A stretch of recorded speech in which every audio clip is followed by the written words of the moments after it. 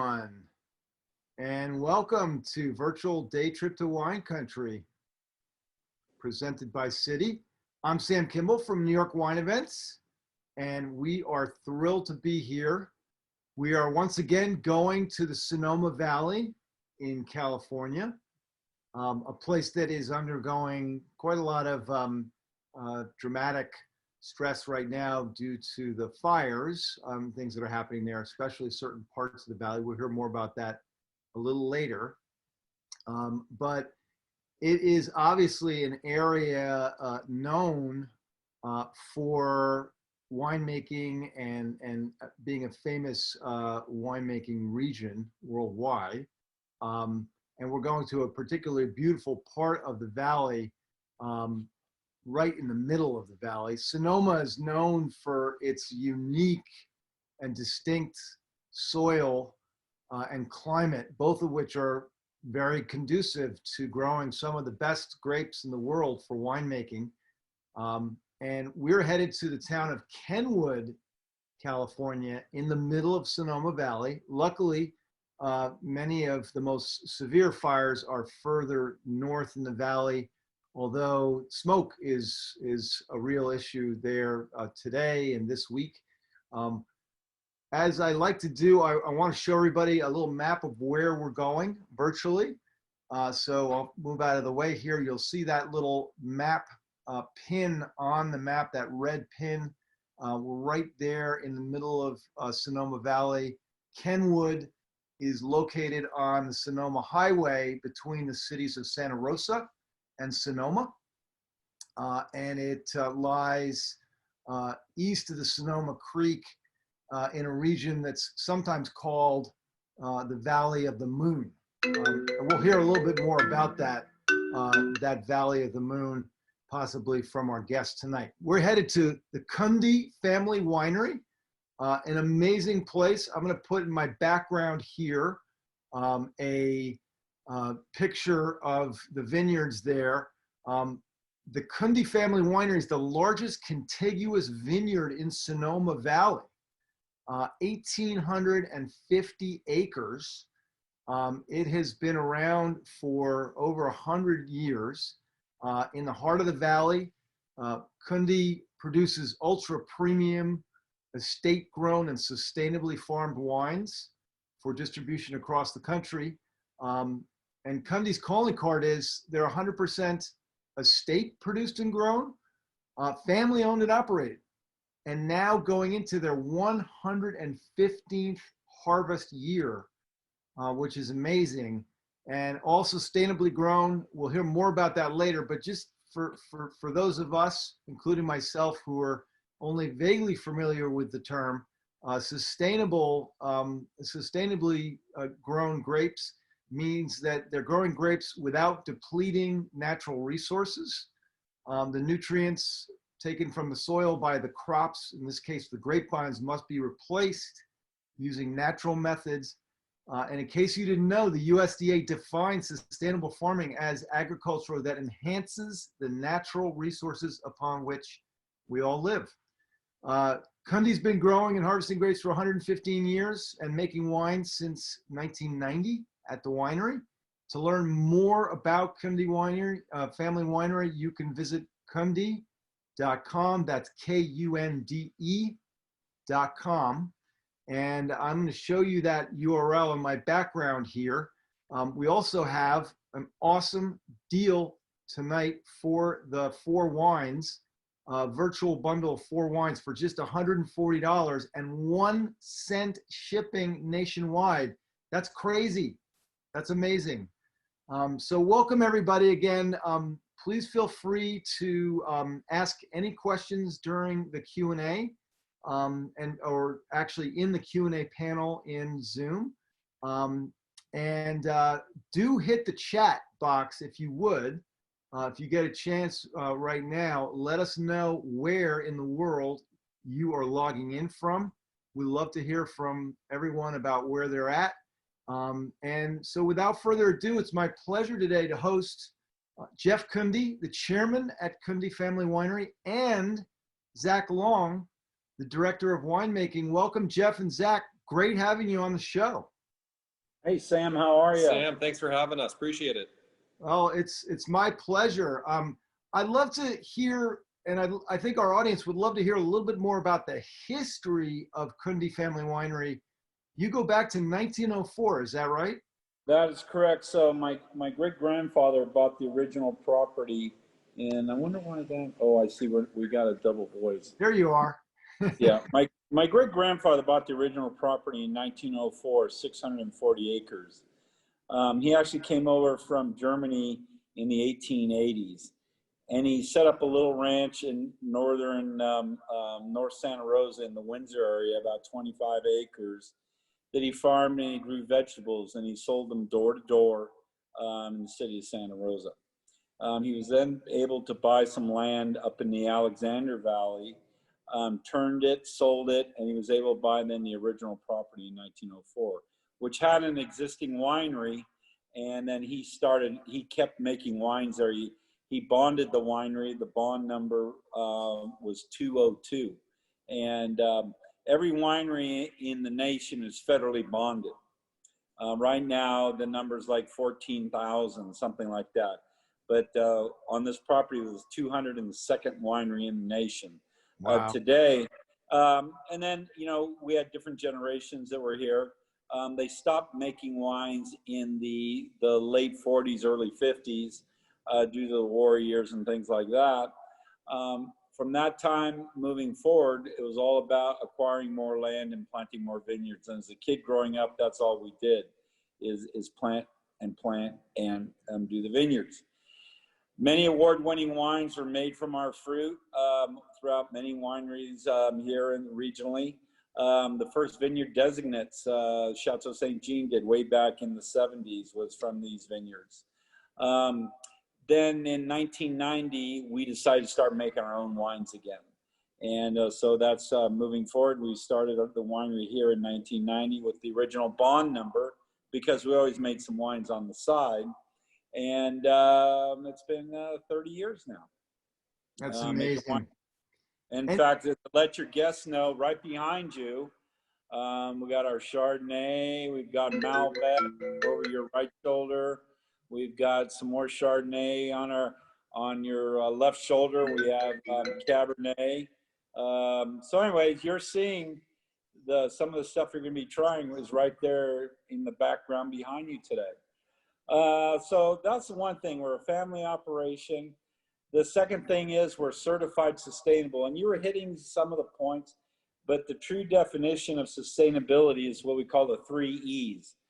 Socially equitable, economically feasible, and environmentally friendly.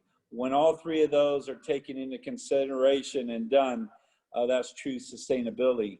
And we're certified. And what that means is we have third party come out and inspect everything we do. And it doesn't just take place in the winery, right, in the vineyards. It takes place in the winery, how much energy we use, what is our carbon footprint. About 168 different things that they look at that you do within your operation. And you have to show continuous improvement on everything. So that's what that is. So we've got family, we got environment, and then the third one is 100% estate produced and grown. And that's a really interesting concept. There's very, very few places that are 100% estate. And what I'm going to turn it over to Zach right now, because this is the part that he really loves to talk about wine of quality, is when it's 100% estate produced and grown, we can't do things like add concentrate and things like that. And I'll turn that over to Zach. And that's where you're really knowing you're getting a true estate wine. Yeah, and let me interject before Zach picks that up, because we're a lot of our viewers, probably about half, are on the East Coast, and then the rest are West Coast or around the country. Those of us on the East Coast are familiar with smaller wineries in much less developed wine regions like the North Fork of Long Island, many of which have mostly or entirely estate grown and bottled. But I should point out for everyone that if you don't know this, a lot of the famous California wineries that we know and love bring in fruit from growers and great farmers and growers, but a lot of them are not 100% estate bottled and grown, and that's a big distinction. Well, tell me about Absolutely. You know, it's a common misconception that wineries own land, because it's actually very uncommon for wineries to own their vineyards. And a lot of that really comes down to economics. If you moved into Napa Sonoma in the 90s or more recent than that, there's a good chance that that mortgage would never pay itself off. So it was never equitable to buy and invest in the land. So we are very fortunate to have that history and that lineage to be a true estate winery, especially in such an economically challenging region to do it today. And another point I just want to clarify is that while we have about of 1,850 acres, about 740 of it is planted to vine. We only take about 40% of that fruit into our own operation. We bring in exactly what Zach is looking for to make the finest wines we can make from this estate. So we're not taking everything in, and that's a big difference from what our brand was, 6-7 years ago. We used to take in everything. Now we only take in about 40%. But why don't you tell them, Zach, about the concentrate and stuff being estate bottled? Sure. As we get into the wines, we'll talk more about how to read labels. But being estate, which it actually states grown, produced, and bottled, is your own federal protection that there is no concentrates added to the wine. Everything that happens has to be start and finished on the same property. So we can't ship it off, get things adjusted. We can't bring in concentrates or anything else to add to the wines. So as bad as it sounds, you can feel really good to know that we're actually giving you grape juice. So slow down a second. Sure. I don't know, and I'm sure a number of people who are watching don't know, what is a concentrate? What are you referring to there? Absolutely. So it's actually very easy to do now using centrifuge technology primarily. You actually take fresh grape juice and you spin it down, just like you do a reduction on your stove. Remove all the water, and then you have concentrated sugar and flavor of a grape. So what that means is that there are certain brands that will actually add this concentrate back to a finished product in order to enhance things like sweetness, mouthfeel, maybe mask flavor, try to offer more flavor than is naturally there. So it really is, while it's hopefully coming from a natural source, is not the elegant method that we all think that wine deserves to be. All right. Well, and we have a few people I can see already from everybody watching who are regulars and who watch. And thank you for tuning in again tonight. They've probably heard me from time to time complain rather vaguely about machine-made or sort of factory, quote unquote, made wines. Sure. And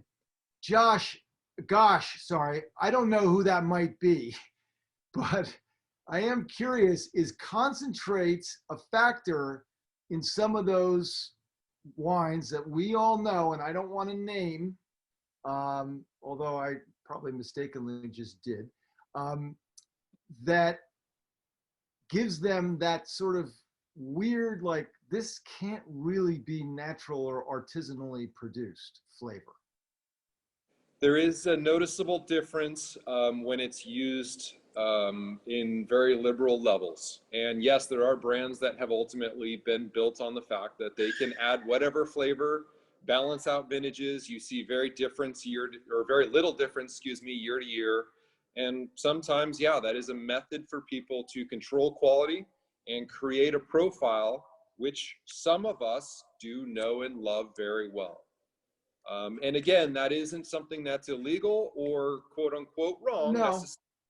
It's a technique that some people utilize, but we're basically stating by being an estate winery, and if you do spin the back of our bottle and it says grown, produced, and bottled, that is a federal protection that we are not the ones that are doing that practice. Right. It's kind of like, it's you go back to, some of the movement today. What is it? Know where your food is grown, know where it is. Yeah. And and that's why we do, when we have visitors come here, they see the estate, they go around the estate, and they buy into, they see it, they feel it, it is right there in front of them. So they know it's all from right here. So it's very pure in its form. Right. Well, you know, not to be cheeky, but you're not joshing us on that. And the fact of the and the fact of the matter is, Dan just moved up a peg or two. Love it. you know, I hear people say, "Oh my goodness, you know, this is so great," and then I taste it, and I'm in the wine world like you guys, not making it the way you do, but relatively familiar with lots of different producers, and it doesn't even taste like wine made at a winery. It tastes like wine made in a factory, and everything is so smoothed out. There's no imperfections, and it's kind of awful. So anyway, enough. I'll get off my soapbox. Jim. Oh, I like your soapbox. Jim Ferguson just said he's talking about Mega Purple, Sam. Anyway. Right. But just to know that you have a very pure product. It's 100%. And knowing your suppliers is a beautiful thing. And all we're saying is we're trying to give you a quality product, and hopefully you put your faith in us that we're giving you something good in the glass. Speaking of which, I'm ready to drink something. You ready to try something? Yeah, we're ready to try. So we're gonna do a lightning round quick tour. I like the pictures. I've always liked the pictures. So tell me what we're looking at right now in my background. So right now you're actually on a region that we call Boot Hill. This is actually one of our wedding sites. And this is on the initial set of hills going up from the estate. So we range from about 360 elevation, and we grow grapes up to about 1410. So right now you are in what would be considered the Moon Mountain AVA, which is anything up 200 elevation off the valley floor. And is in the back left, you'll see that's actually the backside of Atlas Peak. Got it. Okay. Or excuse awesome. me, I apologize, Mount Veeder. I got screwed up for a second there. So Moon Mountain is the backside of Mount Veeder once you pass county line. Got it. Okay. Now what do we have here? Okay, now we're looking at the backside of, you just turned really basically 180 degrees. And now we're looking back, we're looking due about northeast. And so yeah, that goes up to our upper properties of Moon Mountain. Right off of your right hairline is what we call our mountaintop tasting area. And for those people that come, you're right there at about 1,400 feet, right opposite of your right glass. That's where we bring people up to every day. We take tours up there every day. So all this land and all this region you see, we bring people up there. And from that vantage point, you see the entire Sonoma Valley. You see down in Carneros. You can even see parts of Oakland and San Francisco from that building. And you see a lot of the bay. And then everything north up to Russian River Valley from that vantage point right there. And to give you a little regional dialect as well, on your, just again, even with your glasses, would actually be the famous Monticello vineyard. And directly behind your head right now is the original Kistler Chardonnay. So it's a good pedigree neighborhood to be in. And then right over at your top of your receding hairline. Yes. Did you catch that? I just couldn't help because I've got it too. Right over the top of that hill, you would drop into the town of St. Helena. There we go. And then right over the gap there, off your left shoulder to the corner of the picture, and a little half a mile south is you're dropping into Yountville. And then further to your right up would be then the town of Calistoga. So that's the Mayakama mountain range that you're looking at right there, which our property goes into. So that's basically, this separates Sonoma from Napa valleys. Yeah, exactly. You got it. Awesome. All right. So really quick, because I know people want to start tasting wine. So let's do that. What do we have in my background right here? Well, welcome to our aging caves. We're very fortunate that we do not have barrel warehouses or buildings like you commonly see. We actually have 32,000 square feet of caves dug in the Kundi estate.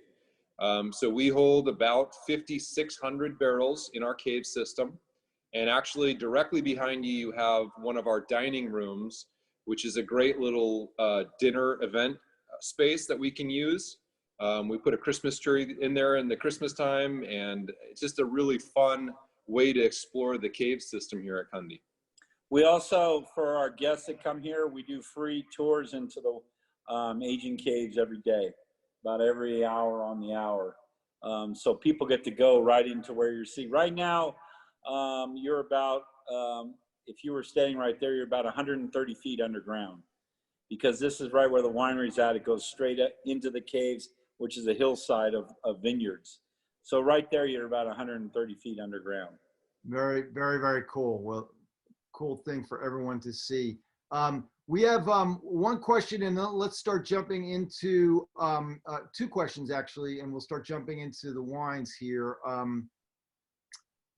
One question was, what will be the effect of this year's fires, and especially the smoke, on the vineyards? What is that all about? Well, at this point, we don't know what we don't know. We are still undergoing it. The reason that we're actually doing this tasting inside is because air quality is still too poor to be outside for us. It's considered unhealthy air. Once the fires are put out and we have air clearing, we'll actually start pulling grape samples again to send off for analysis. And we'll be checking for levels of creosol, glycol, all of the components that make up the same smoke that makes your curtains stink from when grandma used to smoke. We're going to be looking for all those same components in the grapes to determine if we can still make quality wine out of them. If we have a contamination level which would go above threshold for any of us, then unfortunately we have to make the tough decision to potentially not pick either that vineyard, that block, or even potentially this entire estate. So at this point, we're really just kind of holding on, keeping our fingers crossed, hope the air comes and brings us nice fresh air.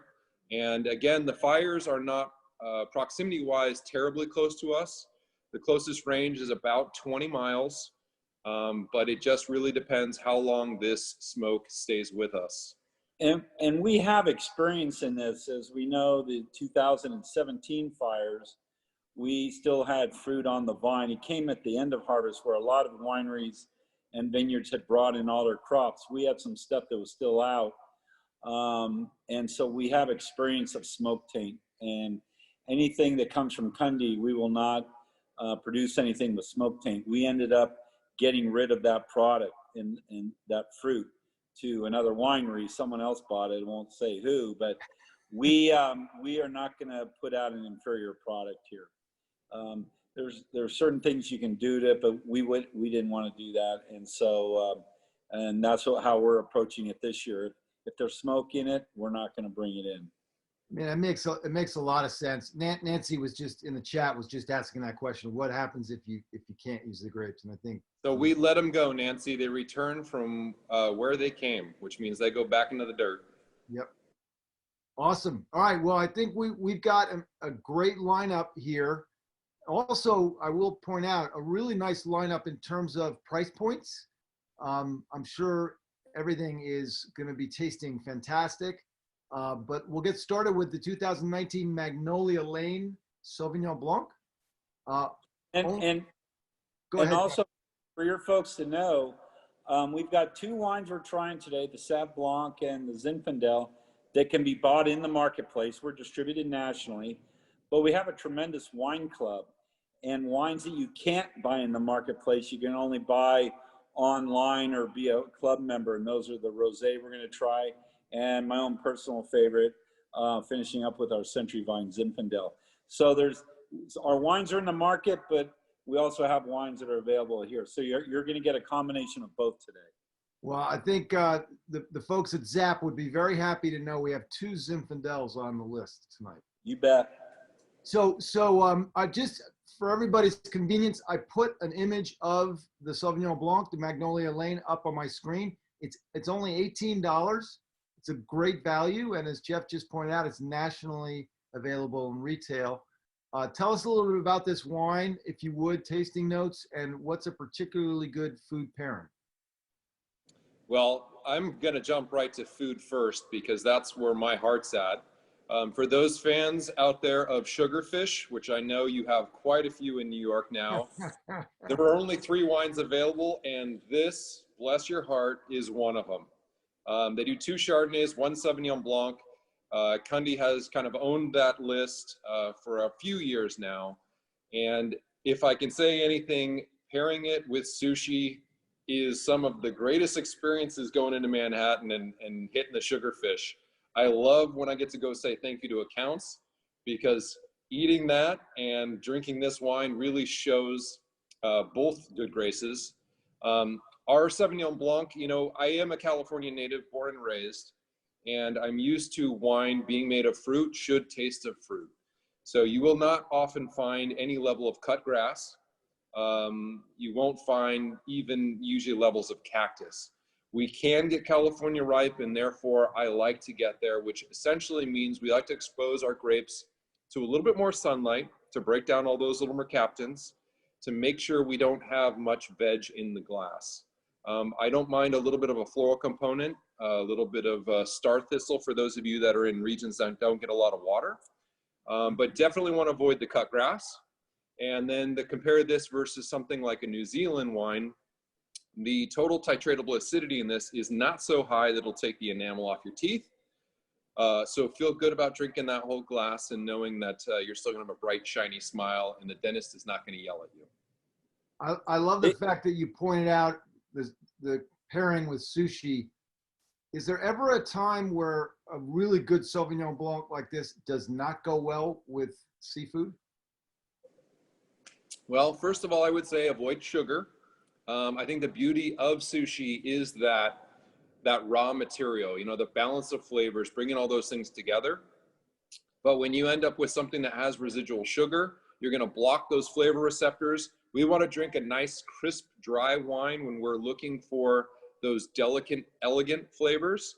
You know, when you think about going to a spicier food, something like a Thai, that's why you drink something like a Gewürztraminer that has a little more of that viscosity and body and terpenes, fat to it. Because that spicy, you know, you want to contradict it with something really elegant and delicate like a raw sashimi. That's where that bright acidity and no sugar is really, really important, at least to me. It really shows the flavor that way of both. This Sauvignon Blanc is one of our personal favorites. I mean, I know in my home, this is the one, this is our house wine at our house. We never have enough of it. We always go through this first.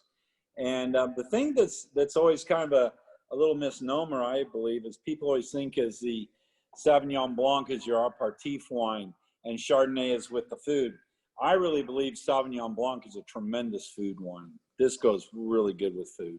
I agree. I wholeheartedly agree. That's awesome. All right, should we unleash the rosé signature? You bet. All right, this is a 2019. I've put the bottle image up again next to me on screen. This is a special. This is sort of a reserve wine, yeah, and it retails for $40. You can only get this from Kundi directly. Mm-hmm. So you cannot buy this in the marketplace. Kind of the fun story behind this is having been a winemaker now for 20 years. I actually have my own little brand where I was making a rosé, and looking for a new home. We talked about me sourcing my own wine from Kundi, and what I was using was Grenache. So this is only a 3-year-old wine now for Kundi. We've only made this actual label for 3 years, and this is 100% whole cluster pressed Grenache, which is intentionally picked to make this wine exclusively. So this is not a Signet, this is not a bleed, this isn't a let's try to squeeze, you know, blood out of a turnip here. This was intentionally picked to make this wine. So when we talk about $40 in the rosé market, you get what you pay for. This is not something that was bleed from a tank, which is a lot more common in the rosé market. So when you talk about whole cluster Grenache, we're still paying essentially that full premium price as if this was a red wine. And then whole cluster pressed, it'll stay in the press for about 6 hours before we start it. which gives it just enough of that salmon blush color. And then this is completely unfined. There's nothing put through it, no animal proteins or anything else. Again, looking at that real natural expression of winemaking. And we make a total annually of about 300 to 400 cases, depending on the vintage and how it's going for us. And just a beautiful expression of a whole cluster Grenache rosé. Sam, what do you think of that? What do you think of it? I mean, I love the color, and actually, Nancy just said in the chat that the color is gorgeous, and I agree. It's actually in the real bottle. But you could probably see in the bottle in front of you. It's not quite even that dark. It's even a little lighter, I think. But yeah, it's gorgeous. Now, I assume that's in part because of the process in which it's made, as opposed to a bleed or a saignée process. And that's exactly it. So by having that skin contact for 6 hours, that's just enough to get enough of that phenolic material out that we get a little bit of pigment. But again, not so much that we have to strip it or fine it or do anything on those negative stripping attributes, but that also gives you more actual flavor. You'll notice, as opposed to a lot of rosés, the acidity is present, but it's not a blinding acidity, which means you end up with a nice length of the aftertaste. I can still taste it now after 15 seconds, which for a rare is very rare for a rosé. So it is a real full-bodied rosé too. No, that's amazing. By the way, I do want to point out, because we always like some fun wine trivia. For anybody who doesn't know or isn't clear on a little bit of the terms related to the color and the skins, etc., rosé is made from red wine grapes, and it gets its color from the skins being, after the grapes are pressed and the juice is crushed out of it. The skins are left in for a very short period of time. In this case, 6 hours, and then they're pulled out. Otherwise, if you left them in, you'd have a deep, dark red wine, because these are red wine grapes. Only red wine grapes make rosé. You know what a lot of people don't know, Sam, is that there's only really one varietal, Alicante Bouschet, where the pulp is actually red. But all red wines, it all comes from the skins. That's where the pulp is always clear, except for Alicante Bouschet, I believe, is the only. And ruby red. And ruby red. But all red wines like Cabernet, Zinfandel, Petit Syrah, whatever, the pulp is clear. Yep. Just like the inside of the red wine grape looks just like the inside of the white wine grape. Exactly. That's it. Exactly. By the way, Jim asks how much residual sugar in this one. This is less than 3, so it is legally dry. I don't know that I have that actual number in front of me. I'll see if I can get that coming back to you. Got it. I think that's awesome, and love a rosé made from a Grenache.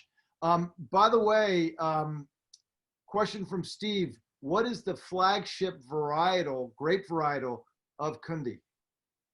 I think that's gonna have to be your Centuryline Zin. So when we get into the 4th wine, you'll see what we do. So Zinfandel grapes is the flagship. Well, one of the things though, Sam, I mean, if you ask 20 people that question, they'll come up with something different. However, I mean, I consider that's true, the Zinfandel. However, with all that said, is I travel around the country and I do a lot of distributor tastings to their sales force, and we'll try the lineup of wines, and that would be Sauv Blanc, Cab, Zin, Merlot. Anyway, Chardonnay. And what the comments we always get back is God, these wines are varietally pure. They taste like that varietal. And it's not like we don't ever skip over one saying, well, this wasn't in as good as the other one or whatever. They're just all, because you got to remember, all of our wines are considered single vineyard. So, but yeah, that's, we're known for a lot of our wines, quite honestly. So I think that's one of the magical things about California wine and really good California wineries, is that when you taste a wine that's a particular grape varietal, single varietal selection, I mean, it just tastes like the quintessential version of what that grape is. That's it. That's And what I love about California wines. that's what you want. That's what Yeah, you want. You want the purest expression of the grape. Right. And we do have the excuse that our climate is, it's very well suited. We're that full on Mediterranean climate where we can get that terroir expression. So that goes back to that conversation we started with, is if you have the ability to grow in the proper conditions, you shouldn't be cheating. You should be giving people that nice terroir expression of what that varietal does here. And Kundi's got the topography to really grow a lot of varietals very, very well. And we're trying to harness that.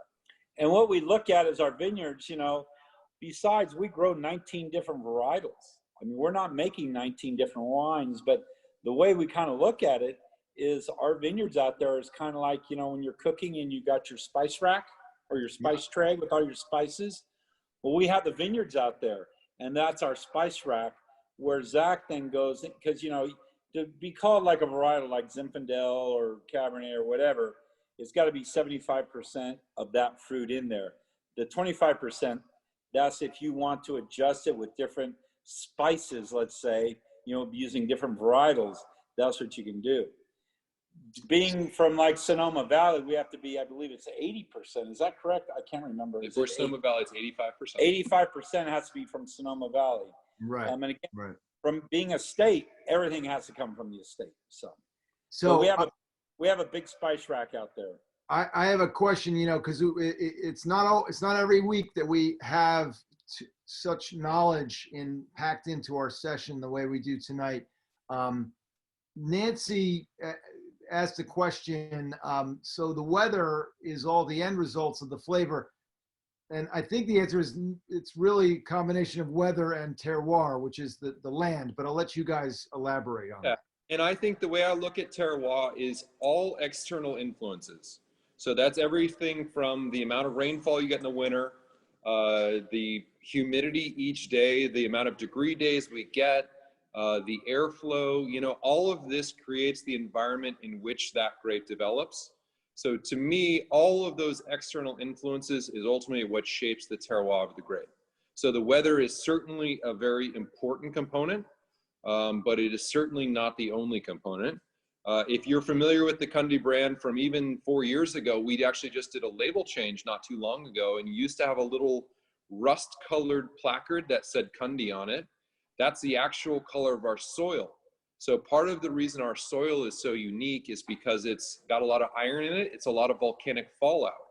So just one little component like that changes the way the grape grows, because we end up with an ion imbalance in our soil, which means the plants can't uptake all the nutrition in a balanced way, which is a stress factor that creates that flavor intensity that ultimately changes our wines just a little bit more from the guy down the street. So terroir is all those external influences that we ultimately don't control. Yep, that's why I asked you the question, Zach.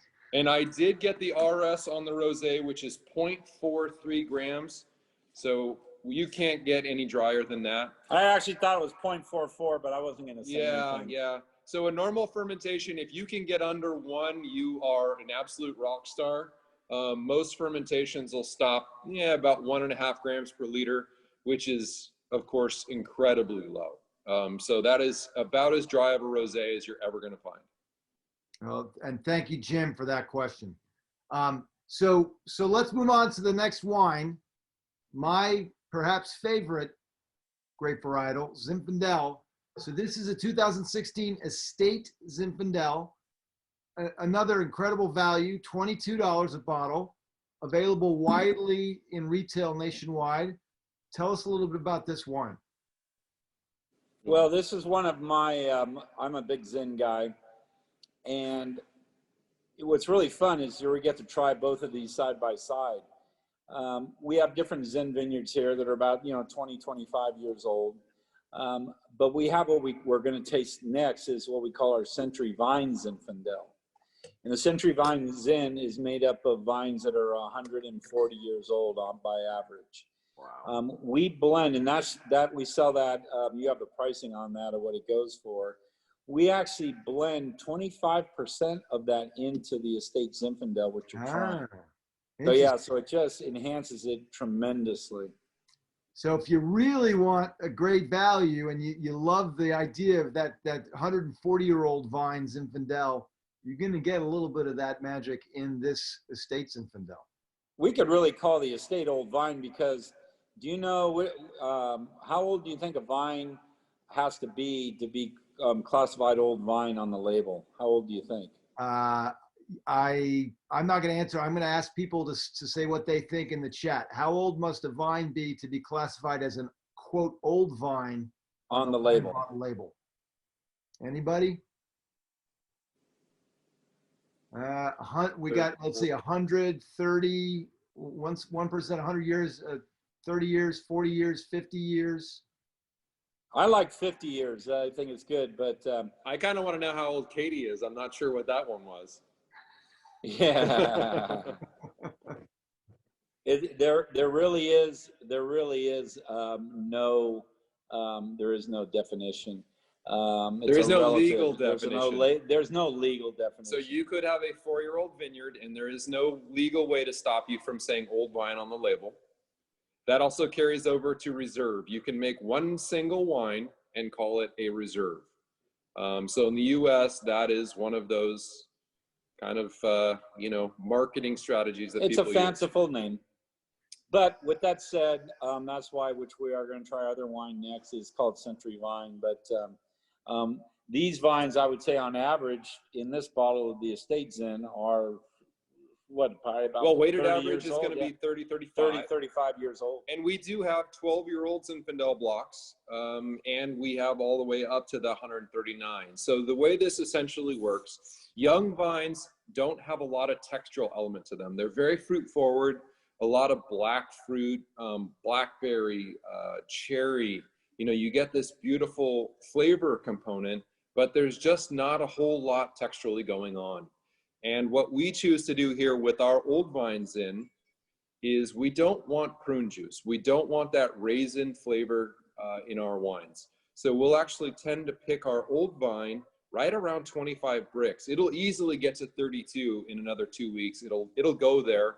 You'll get some raisins in there. You'll still have some unripe berries.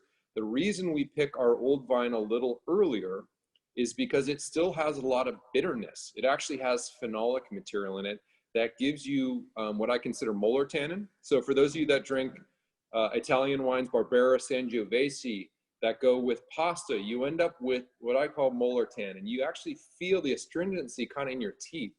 It isn't that tongue-snapping tannin that we get in a California Cabernet. It's actually astringency and bitterness. So if we pick our old vines in a little early, and then we blend that with those young vines that have all that juicy, rich, jammy fruit, we end up with a Zinfandel that ultimately drinks closer texturally to a Bordeaux wine. So hopefully as you guys taste this Zin, you'll notice this would be a really good food pairing wine because it has the textural elements that you expect out of a Bordeaux blend, but it has the juicy, spicy characteristics we love in Zinfandel. I love this wine with a big plate of spaghetti and meatballs. It works. That'll work. It works. That would and really an old work. vine Zin would never stand up to that. Too much richness, excess alcohol. This is a natural 14.7 wine. Again, completely dry, and in the Zin category, and specifically old vine Zin, that's not real common. You're seeing a lot of 15.5, 15.6 alcohol and 6 to 8 grams per liter of sugar. And again, this is going to be less than 3. This is what ripe Zin can taste like, really without sugar. So it's pure in its form. Question on the question of old vines as we transition from this Estate Zinfandel to the Reserve Century Vine Zinfandel from Nancy. How long do the vines last? Well, that's to be determined. We have a little danger here at the winery that we like to call tractor blight. The biggest loss of vines we have is actually the tractor drivers. The vines are head trained, dry farmed, and they're very delicate. So worst case scenario, when the tractor is going through to actually cut out the weeds, mowing the vineyard, they'll clip a vine and it breaks. I mean, like a twig. They're like brittle little old men. Only the exterior 2 to 3 millimeters of the, basically the cambium layer, the bark, is alive. The middle of the vines are actually dead, like an old oak tree. So they become very brittle, and you can walk up to them, you know, grab 2 spurs and shake it, and the entire vine will move. Wow. And as a 140-year-old, they're very delicate. The arms break off, the vines come out of the ground. They're very sensitive. So we probably lose 2 to 3% per year. And what tends to happen is either our tractor driver makes a boo-boo, or they just plain don't wake up because their circulatory system has gotten so weak. That's also why you get that flavor intensity and low yields and everything else, is because the circulation has just been diminished over time. So you can get anywhere on your regular Zinfandel vines, you know, 5 tons to the acre, or more, where with the Centuryline Zin, you're only getting a ton and a half per acre. Wow. This is why the economics, you don't see a lot of true old vines in there, because economically it makes no sense to have a vineyard that old on this very expensive land. You need to generate revenue from your crop, okay? We have over 30 acres of this Centuryline Zinfandel, but we want to bring something out in the glass or in the bottle that shows, you know, really good signature of something that we do here. And we have a lot of other land that, you know, we don't really need to make it pay for itself, because it doesn't pay for itself as far as just, you know, harvesting it as a grape grower, you know, what you're paying for it. It makes no sense to have a vineyard that old, but we do it so we can get something of real historical significance in your glass for you to try right now. Got it. So now, how is this Reserve Century Vine Zinfandel distinct and different from the Estate Zinfandel? Well, first and foremost this is 100% old vine. And as I mentioned, that kind of bitter phenolic material, again, I would say this drinks closer from, if you compared this to another old vine Zin right now off the shelf, or a traditional Bordeaux varietal, I would say texturally, to me, this drinks more like a Bordeaux varietal. It doesn't have, again, the tannin, but it's the way that it actually kind of lights up the side of your palate. It does have the fruit flavor, it does have the richness, but hopefully you get a little of that textural element, which again is bitterness, but it actually structures the wine so that it drinks more like a Bordeaux. And I did see a little picture. I didn't get all of that, Sam. I don't know if you can read it to me. More French style or Italian style? Oh, so Steve was asking, do you consider your style of wine Italian or French or other? Okay, gotcha. So quick history for me. I was a UC Davis graduate. I did a couple stints in France. I worked in New Zealand. I never did work in New Zealand, or excuse me, in Italy. So I cannot say I have an Italian influence. I do have a lovely wife that is a WSET diploma. So she's one of those wine people that is one of 9,900 in the world that can blind taste and tell you exactly what something is. So I've had the very positive fortune of getting to drink a lot of wine from around the world based on her studies and not my career per se. But you do become acquainted with the expressions that people like to do. And the other thing I will tell you is that by working at different regions, at different wineries, the Napa side, the Sonoma side back here, you start to figure out what makes sense to you. And ultimately, I think that's what style is about, is in this moment, if I make this decision, this is the end result. And I think that's what your style is shaped from, is just personal experience. Of course, we have to grow really high quality grapes and make really good stuff, because in the best years, I do nothing at all.